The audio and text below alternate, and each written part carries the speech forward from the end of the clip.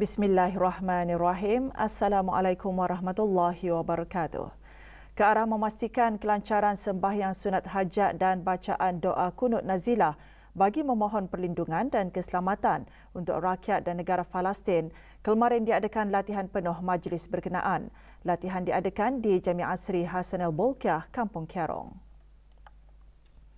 Hadir yang berhormat Pihin Udana Khatib Datuk Paduka Seri Setia Ustaz Haji Awang Badaruddin bin Pengarah Datuk Paduka Haji Awang Osman, Menteri Hal Ehwal Ugama, dan Pengiran Datuk Seri Paduka Haji Bahrom bin Pengiran Haji Bahar, Timbalan Menteri Hal Ehwal Ugama. Selain tumpuan utama di Jamiah Asri Hassanal Bolkiah, acara juga diadakan di beberapa buah masjid di seluruh negara, iaitu Masjid Muhammad Jamalul Alam bagi daerah Blyth, sementara bagi daerah Tutong di Masjid Hassanal Bolkiah Pekan Tutong, manakala di daerah Temburong di Masjid Utama Muhammad Saleh Pekan Bangar.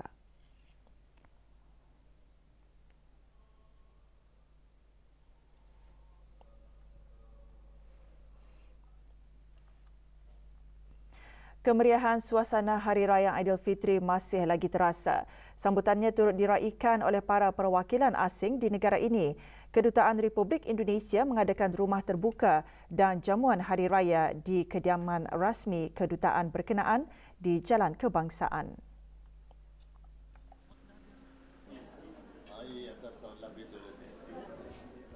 Antara yang hadir yang berhormat Pihin Orang Kaya Sri Laila Datuk Seri Setia Awang Haji Abdul Rahman bin Datuk Setia Haji Muhammad Taib yang di-Pertua Majlis Mesyuarat Negara. Yang berhormat Pihin Orang Kaya Sri Kerna Datuk Seri Setia Dr. Haji Awang Abu Bakar bin Haji Apong, Menteri Hal Ehwal Dalam Negeri. Yang berhormat Pihin Datu Laila Raja Major Jeneral Bersara Datuk Paduka Seri Haji Awang Halbi bin Haji Muhammad Yusof, Menteri Pertahanan Kedua. Yang berhormat Datuk Seri Setia Haji Awang Abdul Mukti bin Haji Muhammad Daud, Menteri di Jabatan Perdana Menteri, dan yang berhormat Datuk Seri Setia Jurutera Awang Haji Suhaimi bin Haji Ghaffar, Menteri Pembangunan. Juga hadir beberapa perwakilan asing yang lain. Menurut Duta Besar Istimewa dan Mutlak Republik Indonesia ke negara Brunei Darussalam, sambutan yang diadakan menunjukkan keakraban antara kedua-dua buah negara yang sekian lama terjalin.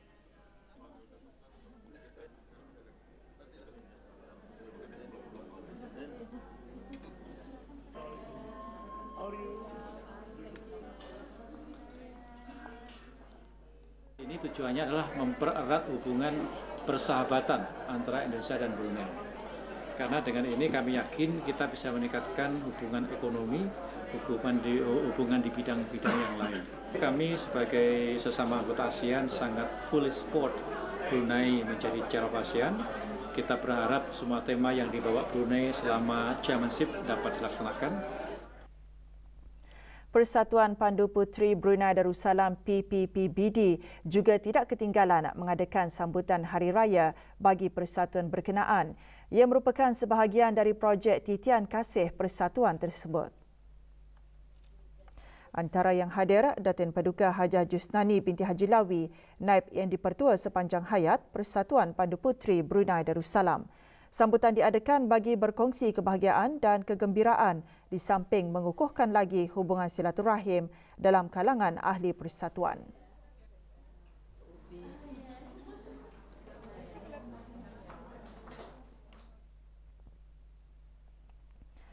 Negara Brunei Darussalam tetap meningkatkan kewaspadaan walaupun telah melepasi 1 tahun dengan tiada kes jangkitan tempatan COVID-19. Negara juga kekal komited dalam memastikan kedayatahanan sistem kesihatan secara berterusan dan dapat menangani mana-mana kecemasan kesihatan awam dan dalam pada masa yang sama masih dapat memberikan perkhidmatan kesihatan asas selaras dengan misi Kementerian Kesihatan. Menteri Kesihatan menekankan perkara tersebut semasa menghadiri mesyuarat Menteri-Menteri Kesihatan Commonwealth 2021 yang bersidang secara dalam talian pada 20 dan 21 Mei lalu. Yang berhormat Datuk Seri Setia Dr. Haji Awang Muhammad Isham bin Haji Jaafar menjelaskan pandemik COVID-19 telah mengancam kemajuan ke arah mencapai liputan kesihatan sejagat UHC dan menekankan pentingnya bagi setiap negara ahli untuk terus melabur di dalam pengukuhan kapasiti dan sistem kesihatan. Menteri Kesihatan turut menyuarakan sokongan negara Brunei Darussalam kepada tema Commonwealth Response to COVID-19, ensuring equitable access to vaccines and building resilience for health systems and emergencies.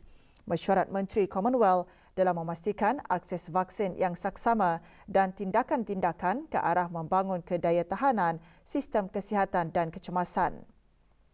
Beliau juga menekankan mengenai kepentingan peranan kemudahan seperti COVAX di dalam memastikan akses yang berpatutan dan saksama untuk semua dan kepentingan kerjasama negara-negara Commonwealth secara sistematik dan sepadu untuk membantu warga Commonwealth adalah penting.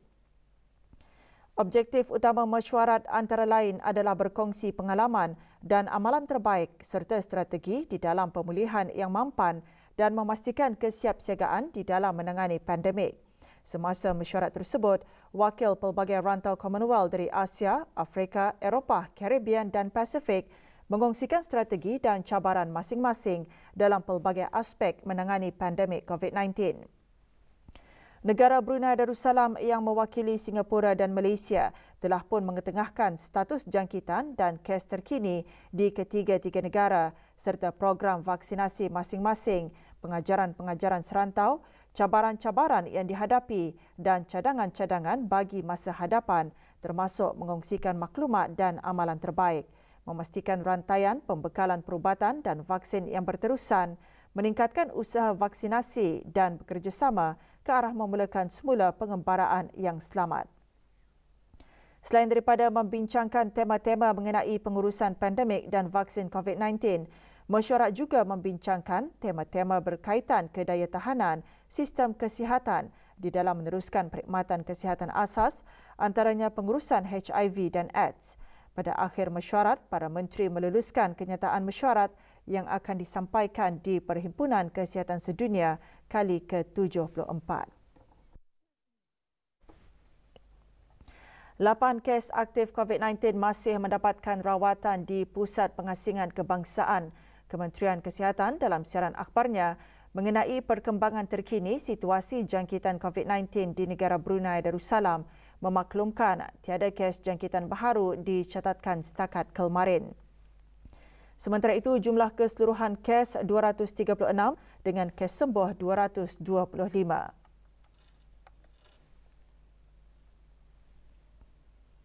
Kes terakhir jangkitan tempatan COVID-19 dilaporkan pada 6 Mei 2020, manakala jumlah kes import sejak kes jangkitan terakhir tempatan dilaporkan sebanyak 95 kes. 502 orang sedang menjalani pengasingan diri mandatori, 18,467 orang menamatkan pengasingan diri mandatori sejak Mac 2020.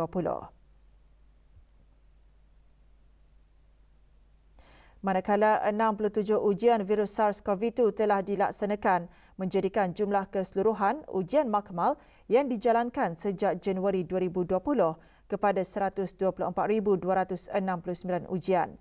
Maklumat lanjut dan perkembangan terkini layari laman sesawang Kementerian Kesihatan dan talian Kesihatan 148. Sebagai persediaan dan pendedahan kepada para pelajar mengenai kepentingan perkembangan kemahiran sains, teknologi kejuruteraan, kesenian dan matematik STEM yang sangat relevan dengan industri 4.0, Kementerian Pendidikan melalui Pusat Kerjasama Sains, Teknologi dan Alam Sekitar STEP mengadakan Majlis Pelancaran STEM National Resources.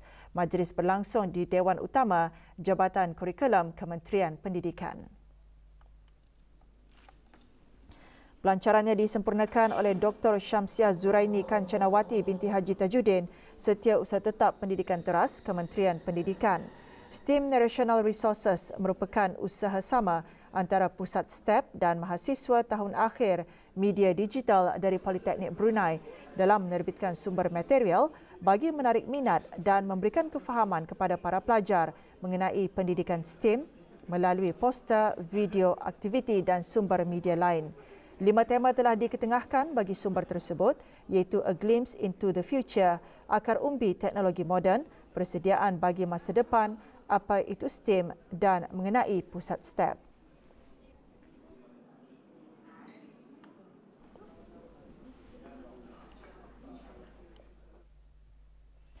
Dalam memajukan sektor pertanian khususnya dalam industri tanaman, Kementerian Sumber-Sumber Utama dan Pelancongan menerusi Jabatan Pertanian dan Agri Makanan telah melaksanakan beberapa strategi bagi menggalakkan perladangan baik yang akan mengubah lanskap industri tanaman di negara Brunei Darussalam dalam jangka masa panjang. Pada tahun 2020, 3,756 orang pengusaha tanaman di seluruh negara bergiat dalam industri tanaman yang melibatkan kawasan seluas 5,242.20 hektar. Ikuti laporannya bersama Siti Normaziah Jini. Salah satu usaha tersebut adalah penanaman sayur-sayuran dengan menggunakan sistem hidroponik secara rumah terlindung dan sistem vertigasi. Melalui teknologi berkenaan, ia memberi banyak manfaat, antaranya 90% daripada hasil tanaman sistem hidroponik boleh dijual berbanding tanaman yang dilakukan secara tradisional di samping tidak menggunakan sebarang racun serangga atau baja pada tanaman. Selain sayur-sayuran, penanaman buah-buahan dan padi turut diusahakan oleh para pengusaha serta peladang tempatan. Penyumbang terbesar industri tanaman tahun lalu ialah sayur-sayuran dengan pengeluaran tempatan sebanyak 8,508 tan metrik bernilai RM25.13 juta. Bagi bekalan sayur-sayuran tropika, negara telah mencapai 67% sara diri tahun lalu. Penyumbang kedua terbesar ialah buah-buahan dengan pengeluaran tempatan sebanyak 7,215 tan metrik bernilai RM14.02 juta. Pencapaian sara diri bagi bekalan buah-buahan tropika ialah sekitar 46%. Sektor padi atau beras pula adalah penyumbang terbesar ketiga industri tanaman dengan pengeluaran sebanyak 3,865 tan metrik bernilai RM6.18 juta. Bagi sektor ini, negara telah mencapai secara purata sekitar 8.23% sara diri pada tahun lalu. Industri tanaman jelas memainkan peranan penting kepada pertumbuhan dan kepelbagaian ekonomi negara selain industri ternakan. Tambahan lagi, dengan adanya program gerai hujung minggu Pasar Kitani yang mula diperkenalkan pada tahun lalu telah membantu kepada pertumbuhan keluaran industri berkenaan di negara ini. Gerai tersebut turut menyediakan kemudahan tempat berniaga alternatif kepada peladang atau pengusaha tempatan untuk mempromosi hasil tanaman mereka secara jualan langsung kepada pengguna pada setiap hujung minggu. Siti Normaziah Jini untuk Berita RTB. Beralih ke berita antarabangsa, perkembangan situasi di Palestin. Pertubuhan Bangsa-Bangsa Bersatu menggesa agar Israel mematuhi gencatan senjata ketika pasukan-pasukan antarabangsa mula menjalankan penelitian dan memulihkan kerosakan di Gaza. Perkara itu ditegaskan oleh pegawai tertinggi Kumpulan Bantuan PBB, Lynn Hastings, selepas mengadakan lawatan ke kawasan Gaza yang mengalami kerosakan dalam serangan yang dilancarkan oleh rejim Yahudi. Puan Hastings mengadakan lawatan ke tapak-tapak di Wehdah Street yang mana menurut Pegawai Kesihatan Palestin, 42 orang terkorban di sana termasuk 22 orang sekeluarga. Rejim Yahudi melancarkan serangan udara menyasarkan sistem terowong Hamas di Bandar Gaza yang menyebabkan bangunan-bangunan di atasnya runtuh. Selepas usaha-usaha yang dilakukan oleh pengantara yang melibatkan PBB Mesir, Jumaat lalu berjaya menghentikan serangan pembedilan rentas sempadan antara rejim Yahudi dan kumpulan Hamas dengan gencatan senjata. Dengan menyambut baik gencatan senjata tersebut, Presiden Amerika Syarikat Tuan Joe Biden berkata pentadbirannya sedang bekerjasama rapat dengan agensi PBB dalam memberikan bantuan kemanusiaan di Gaza. Puan Hastings juga memaklumkan mekanisme pemulihan semula Gaza juga dipersetujui oleh PBB, Israel dan pihak berkuasa Palestin. Sementara itu, penduduk Palestin di jalur Gaza mengimbau kembali pengalaman yang mereka hadapi semasa serangan udara yang dilancarkan oleh tentera rejim Israel. Kementerian Kesihatan Gaza menyatakan sekurang-kurangnya 243 penduduk Palestin terkorban, termasuk 66 kanak-kanak dan 1,910 lagi dilaporkan cedera dalam serangan udara yang dilancarkan dalam tempoh 11 hari konflik tercetus. Sementara itu, menurut Pegawai Tertinggi Kementerian Kerja Raya dan Perumahan, Najib Sarhan, jumlah kediaman yang musnah sepenuhnya juga mencapai 1,800 buah sekaligus menyebabkan lebih 120,000 penduduk Palestin menjadi pelarian.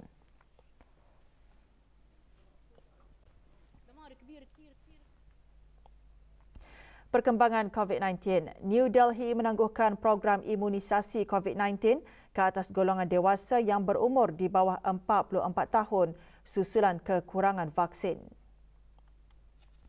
India pada awalnya berhasrat untuk memberikan suntikan vaksin kepada 300 juta penduduknya, termasuk pekerja kesihatan, petugas barisan hadapan dan penduduknya yang berusia 45 tahun ke atas sebelum Julai ini. Namun gelombang kedua jangkitan COVID-19 mendorong kerajaan untuk memberikan vaksin kepada semua golongan dewasa. Kempen vaksinasi bermula perlahan, namun selepas pelaksanaan vaksin kepada semua golongan dewasa, India berdepan kekurangan dos vaksin. Menurut Kementerian Kesihatan India, negara itu telah memberikan suntikan kepada lebih 193 juta penduduknya. India melaporkan lebih 257,000 kes baharu jangkitan COVID-19 kemarin dengan hospital-hospital terlebih muatan, sistem kesihatan yang diambang bahaya di bandar-bandar serta kekurangan vaksin. Para pakar memberi amaran India bakal berdepan gelombang ketiga jangkitan dalam beberapa bulan akan datang. Sementara itu, Kementerian Kesihatan Mesir akan membuka pusat vaksinasi terbesar untuk menangani permintaan bagi suntikan vaksin COVID-19 yang tinggi. Pusat vaksinasi tersebut didirikan di Bandar Kahirah yang boleh menampung 15,000 orang mendapatkan suntikan vaksin. Kementerian Kesihatan Mesir telah menubuhkan kemudahan vaksinasi COVID-19 di Pusat Konvensyen dan Pameran Antarabangsa Kahirah. Dilengkapi dengan kawasan menunggu alihan udara, pusat itu boleh menampung sekurang-kurangnya 300 orang yang menanti giliran mereka untuk mendapatkan suntikan vaksin COVID-19 dengan selesa di kawasan menunggu serta penjarakan sosial. Pusat vaksinasi seluas 3,000 meter persegi itu juga dilengkapi dengan 96 buah klinik yang membolehkan kemudahan itu menempatkan 50 kali lebih ramai pesakit berbanding pusat vaksinasi biasa di negara itu. Setakat ini, Mesir menggunakan vaksin COVID-19 Sinopharm dan AstraZeneca untuk diberikan kepada penduduknya. Mesir mempunyai lebih 400 pusat vaksin COVID-19.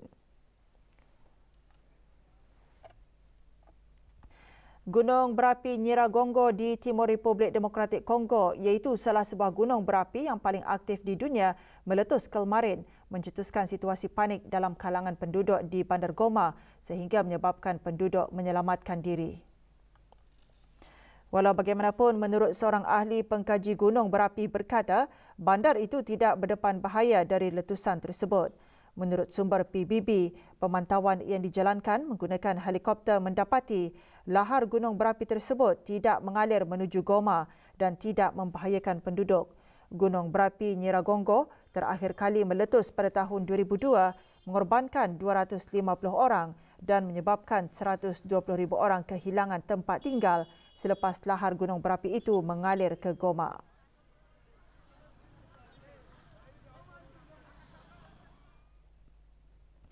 Sukan, saingan Liga Perdana Inggeris hampir ke penghujungnya dengan 10 perlawanan terakhir bagi musim ini dijadual berlangsung malam ini.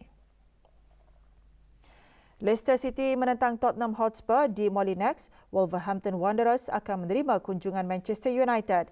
West Ham United pula dijadual melayani Southampton. Sheffield United menentang Burnley. Newcastle United pula akan berkunjung ke laman Fulham. Leeds United pula akan melayani West Bromwich Albion di laman sendiri. Arsenal pula akan menerima kunjungan Brighton and Hove Albion. Aston Villa menentang Chelsea. Juara Liga musim ini, Manchester City pula akan menerima kunjungan Everton di Stadium Emirates dan di Anfield, Liverpool akan melayani kunjungan Crystal Palace. Dengan bahan-bahan berita itu tadi, berita pagi berakhir di sini. Kita kembali bersama rakan-rakan penyampai Rampai Pagi untuk membawakan bahan-bahan menarik seterusnya. Sekian, Assalamualaikum warahmatullahi wabarakatuh.